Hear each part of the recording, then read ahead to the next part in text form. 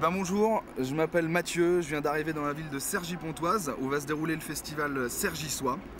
Je vais essayer d'aller me renseigner pour savoir comment ça se passe d'organiser un festival comme celui-ci.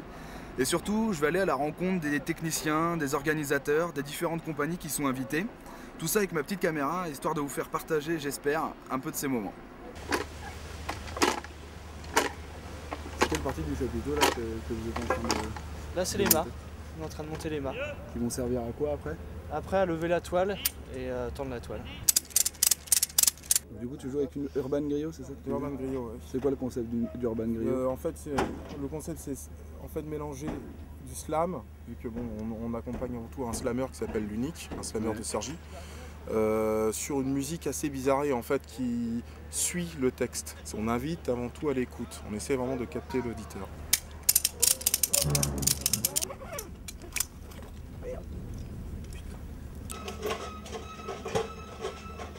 Et comment ça se fait que tu te retrouves à monter le chap du coup en même temps que tu joues, étant donné que la musique me rapporte pas suffisamment pour vivre chaque mois, de toute manière moi je fais aussi d'autres métiers, événementiel, je suis videur, enfin bon, et je suis vraiment pas le seul dans ce cas-là, je crois que pratiquement tout le monde.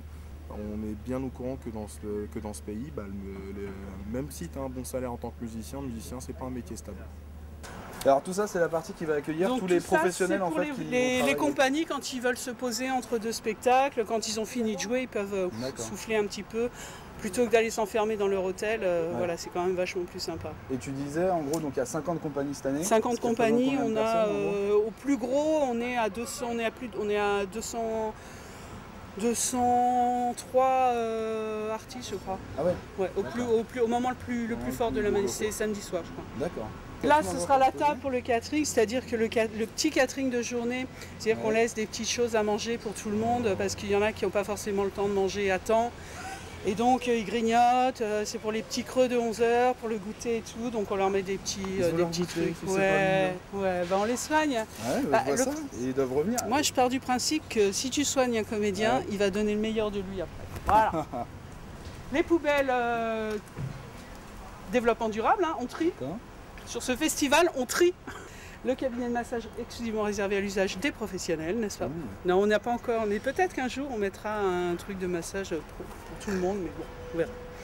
Et puis voilà, l'espace détente, on a essayé de recréer un truc un peu sympa, convivial, genre on a construit une paillote quoi. Ah oui, c'est classe quand même. Voilà.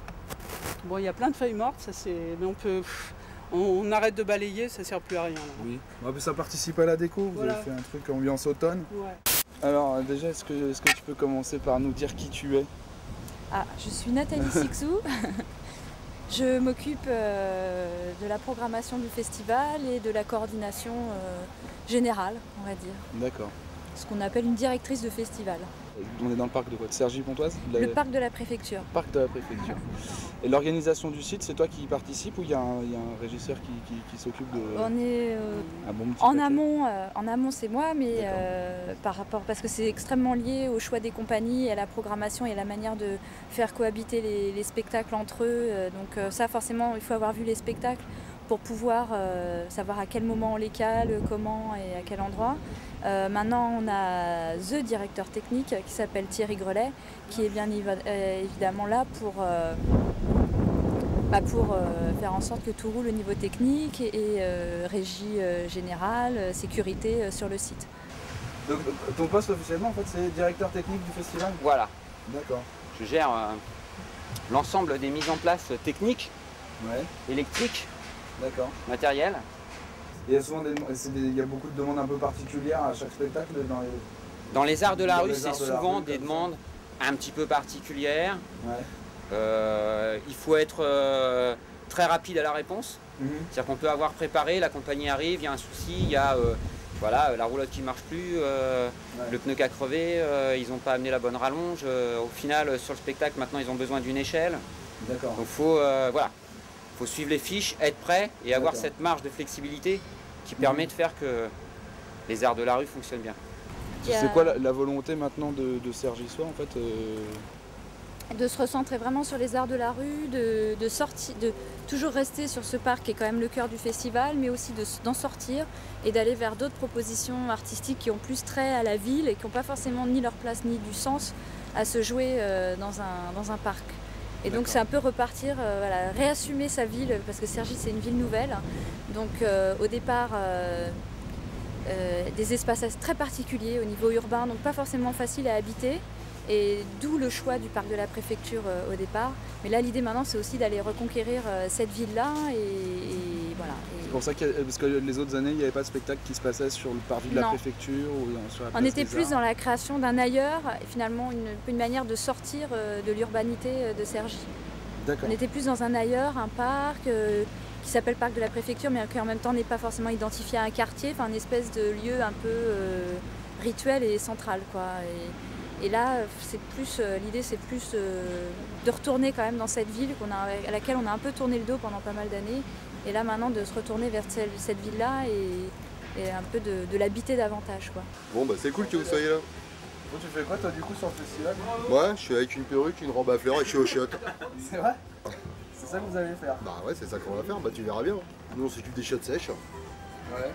Voilà, parce que bah voilà, c'est un peu lamentable qu'on utilise 10 litres d'eau potable à chaque fois qu'on va faire un petit pipi alors qu'il y a la moitié de la population de la planète qui n'a pas accès à l'eau potable. Ouais. Donc voilà, on va attirer l'attention des gens sur le fait que les chiottes sèches, c'est formidable. Bonjour. Bonjour. Mathieu. David. Vous êtes une compagnie en fait qui s'installe là? C'est une société. Collectif Alambic. Ouais. Et vous préparez quoi comme... On fait des installs lumineuses à la page de projection diapo. Là on va finir, là, après il y aura des cadres, des machins là, D'accord. et après on se fait la préfecture. Et du coup là, vous diffusez sur quelle partie de la préfecture? C'est en face de nous là? Ouais, toute cette partie-là, toute la partie en pyramide inversée. En fait, normalement, ouais, mais c'est les grosses machines là, ça tabasse. banane bien. Ouais, ça tabasse. D'accord. Normalement, ils vont fermer tous les rideaux. Ouais, comme ça va faire un truc Ouais, ça sera un peu plus blanc. homogène. Et tout, ouais. Et c'est des images que vous faites vous-même ou que vous récupérez à droite à gauche C'est des peintures en fait qu'on fait sur pellicule. D'accord. Bon, on peint directement sur la diapo. D'accord. C'est au départ Fabrice et moi qui avons créé ça en 93. D'accord. Ouais, parce qu'on était tous les deux projectionnistes dans un cinéma dans le Nord. On s'est amusé à récupérer des bouts de films et les retravailler chimiquement ou à les repeindre, tout ça quoi. Et donc on a commencé à diffuser ça dans les concerts plutôt punk à l'époque. Donc il y avait un projecteur diapo et un projecteur Super 8. On passait ça, on faisait les lumières avec ça.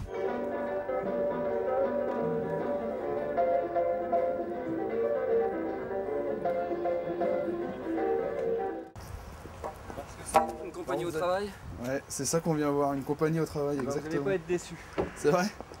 Donc, Bon, la compagnie des femmes à barbe, alors vous êtes combien? Vous êtes vous trois? ça dépend des jours, mais là on est trois surtout. Eh ben, on a besoin de bras, ça tombe bien. Vas-y. Vas-y.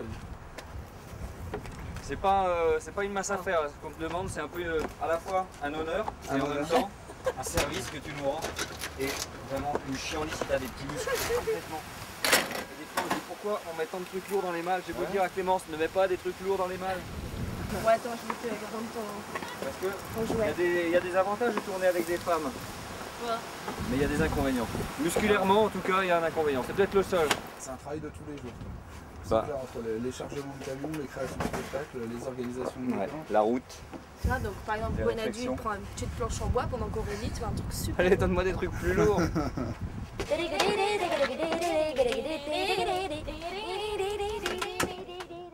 Alors voilà, on est jeudi 10, il est 17h, le festival est presque monté, les chapiteaux sont prêts, les dernières compagnies sont en train d'arriver.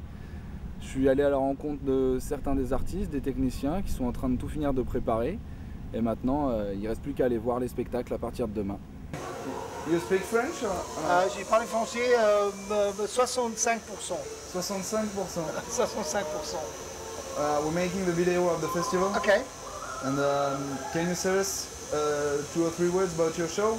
Yes, j'ai fait des objets étranges et j'utilise dans le spectacle. Et voilà. Et c'est toi qui fabriques tout? Oui, j'y fabrique tous. Oui, c'est moi qui fais tous et j'utilise, comme je dis, j'utilise dans le spectacle et j'essaie de faire rigolo les gens. Ok. See you later. Ok, Goodbye. salut.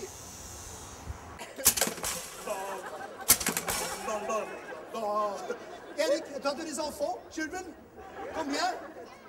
Ah, ça suffit maintenant.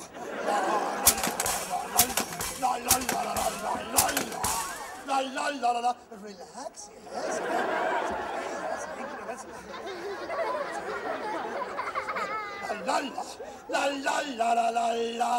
La ouais. Oh, yes, okay. Okay, now. J'ai allumé les turbos.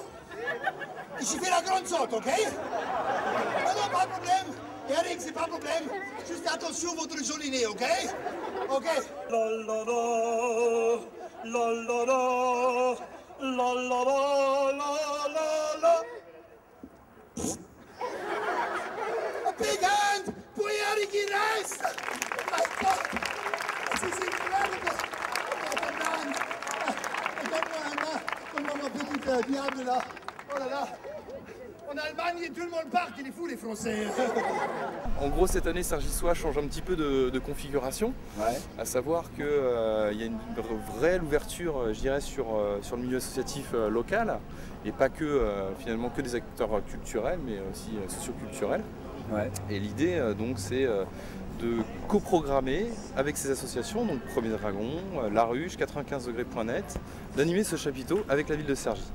Et donc on y propose des artistes locaux, mais aussi des artistes de notoriété nationale. Voilà. Ce soir, donc en fait, il y a déjà pour commencer une compagnie qui est partenaire de la ville de Cergy, qui s'appelle l'ANPU en fait, l'Agence nationale de psychanalyse urbaine. Ça a l'air bien déjanté aussi. Voilà, le titre est déjà assez évocateur.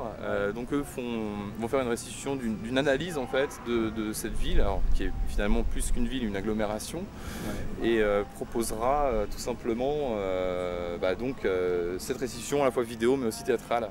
Le Grand Cergy devra être l'initiateur d'un projet plus ambitieux, celui du très grand Paris. Le très grand Paris qui ira de Paris à Londres, en passant par Londres. Allez.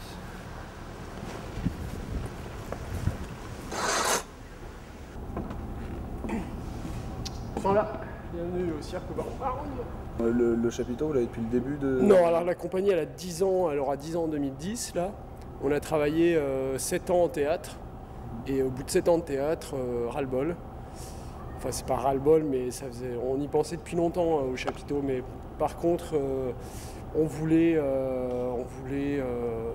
disons que pour nous, passer au chapiteau, ça voulait dire avoir des moyens, parce que ce qu'on voulait, c'était être architecte. D'accord. En passant au chapiteau. Ça ne nous intéressait pas nécessairement de passer au chapiteau pour avoir un chapiteau, etc. C'était avant tout un acte artistique pour nous, et l'acte artistique qui commençait par le fait qu'on choisissait une architecture et qu'à partir de là, on la pensait, on la réfléchissait et on avait les moyens de faire du sur-mesure. Ah ouais. Et c'est une histoire de moyens. Ici, tout a été pensé, conçu, dessiné pour nous, pour notre travail, pour ce qu'on veut. Et dans les choix que vous avez faits, du coup, il y avait quoi comme volonté en fait, quand vous avez décidé de... Alors il y avait plusieurs choix, je peux t'en faire part de certains dont je me rappelle. Ouais. Déjà il y avait un choix que... Architecturalement par exemple, on s'est posé la question, on va dire, de la toile. On voulait un aspect assez moderne de l'extérieur, et on voulait que le public à l'intérieur retrouve une forme, quelque chose de traditionnel, on va dire. Après, on voulait un lieu très intime à l'intérieur. On voulait travailler aussi en circulaire, ça c'était une donne, on allait vers le cirque pour du travail circulaire. C'est un respect de l'architecture. Le théâtre, c'est un rapport frontal. Et c'est un sens artistique dans le travail des artistes, dans le travail avec le public, etc. Voilà. Et on voulait le bois, on voulait le noir, donc c'est entièrement noir. Et il y avait une deuxième chose qui nous a amené à travailler avec un seul constructeur qui est capable de le faire, c'est-à-dire c'est les murs en abside, les murs penchés, là, une toile entièrement tendue. On voulait que le public rentre dans le lieu et que comme au théâtre, ça c'était une petite chose empruntée au théâtre que j'aime bien, qu'il ait un parcours à faire pour trouver l'espace scénique. C'est-à-dire que là, le public aujourd'hui, il rentre dans un couloir noir, il va marcher en rond, en plus il se désoriente totalement parce que la plupart des gens qui rentrent sont incapables de dire, une fois qu'ils sont assis, où est-ce qu'ils sont rentrés.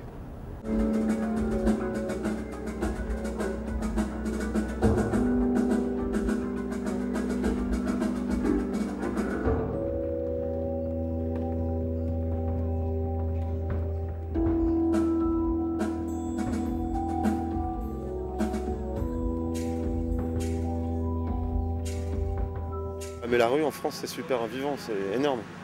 Ouais. Ah ouais. Le nombre de compagnies de rue qu'il y a, c'est complètement dingue. Et puis il y a beaucoup de productions. Ouais. Donc c'est un fief du spectacle de rue en Europe, la France. Ouais, c'est vrai.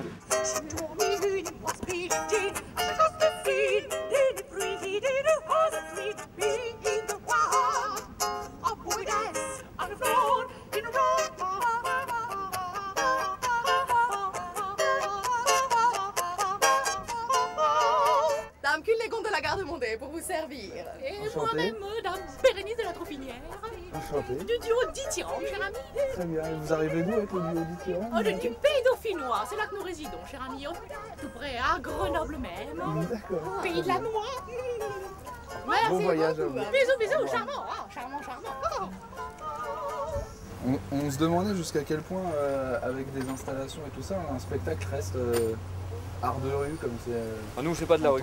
Moi, personnellement, je fais du théâtre dans la rue. D'accord. Je crois qu'il y a deux manières de faire de la rue. Il y a les trucs justement qui sont de la rue, un peu plus, je sais pas moi, comme un fakir à Beaubourg. D'accord. Le premier spectacle qu'on fera là-bas, où c'est un bonimenteur qui est un camelot, ça c'est vraiment de la rue, où ça racole, où les gens peuvent arriver au milieu du spectacle, où ils peuvent prendre un bout, même si c'est mieux qu'ils le voient dans la globalité. Et celui-là, c'est une cérémonie chamanique. Donc ça demande relativement du calme, de la concentration. En plus, le spectacle est écrit de telle manière que c'est bien de voir le début, le milieu et la fin. Et là, ça a lieu d'être dans la rue parce qu'une cérémonie chamanique dans une salle, ça ne sera pas le chamanisme. Alors que là, si on est au milieu de la nature, sous les étoiles, c'est le plus beau décor qu'on puisse avoir pour ce genre de théâtre. Même si, voilà, j'ai tout le respect du monde pour les mecs qui chopent les gens au passage, qui les gardent. Mais c'est pas le même boulot. C'est pour ça qu'il y a deux axes possibles. Et moi je me sens des fois entre les deux sur certains spectacles, il y a toujours un côté forain où les gens ils sont à l'extérieur, il faut les choper, il faut les garder. Parce que même si on fait du théâtre où il n'y a rien qui les enferme, les gens s'ils ont envie de se casser au milieu ils peuvent se casser. C'est ça, vous avez quand même un public qui est différent d'un public du théâtre. De salle de toute façon, ouais. Et puis ce qui est intéressant aussi dans la rue, c'est qu'on est sur un rapport dans le réel aussi avec les gens. C'est-à-dire qu'on joue dans un décor réel. Et du coup la cérémonie chamanique par exemple, les gens savent pas. Enfin, savent pas, il y en a qui savent, mais il y a quand même un degré de doute où tu sais pas ce qui est vrai et ce qui est faux. Du coup, maintenant, dès le départ des créations, dans l'idée de la mise en scène, tu intègres ce concept-là du fait de jouer sur le tableau un peu du vrai et du faux. Ouais. Moi, c'est ça qui m'éclate le plus dans la rue en fait, d'être à mi-chemin entre le vrai et le faux. Et que le spectateur du coup sache pas quand le spectacle commence, quand est-ce qu'il s'arrête, enfin jusqu'à la fin du spectacle en tout cas, il sait pas où on va l'emmener. Il y a cette ambiguïté du mélange du vrai et du faux qui m'intéresse. Aurélie, à un moment, elle sort de son corps.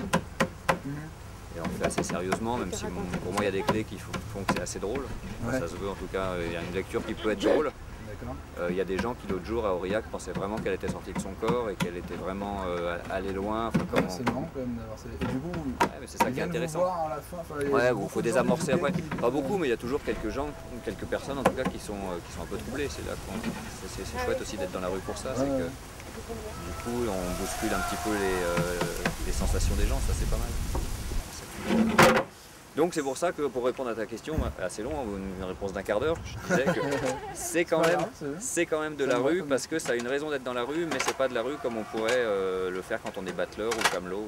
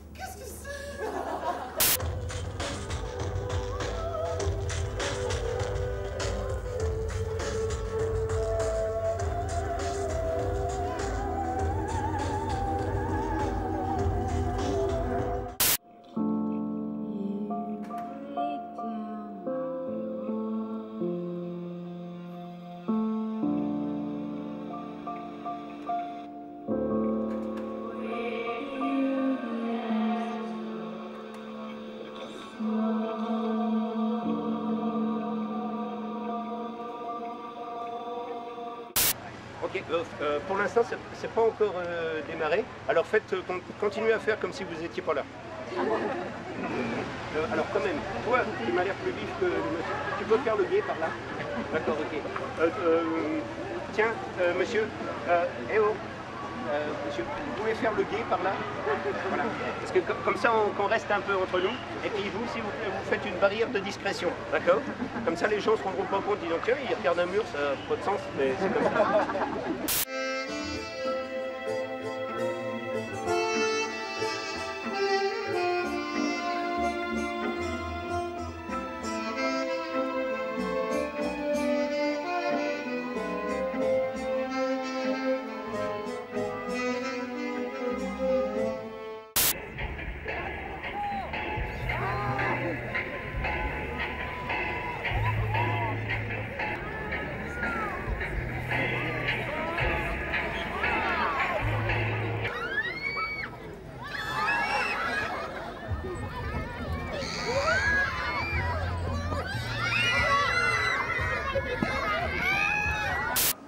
Je veux bien un peu de barbe à papa.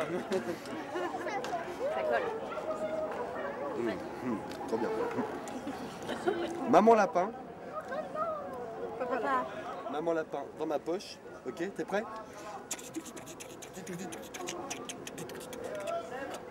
Ah non, c'est pas le bon côté.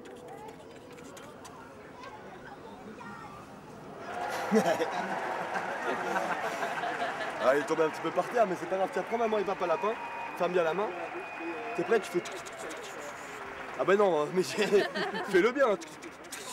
Ouvre la main. C'est parce qu'il était gros, c'est pour ça. Ah ouais. Il arrache. Bonjour. Salut. Salut. Est-ce que tu peux nous dire ce que tu es en train de faire? Je suis en train de faire le montage du film que vous êtes en train de voir là. Ça correspond à quoi exactement le montage? Le montage, en fait il y a plusieurs... on a des cassettes là, il y a plein de cassettes. On les met dans l'ordinateur et puis en fait, c'est plus raconter une histoire avec la vidéo, avec des bouts de plans en fait, ce qu'on appelle des plans, des extraits du discours des gens. Puis qu'on essaye de rendre plus concis, plus clair, parce que généralement les gens s'expriment assez mal, donc on essaye de couper, d'aller plus à l'essentiel. Justement, c'est arrivé à être un peu plus... T'arrives à expliquer un peu Enfin plus bon, tu sais très bien ce que c'est le montage. Le montage c'est quoi? C'est rester dans une chambre d'hôtel pourrie pendant que les autres voient des spectacles mortels. Et puis voilà,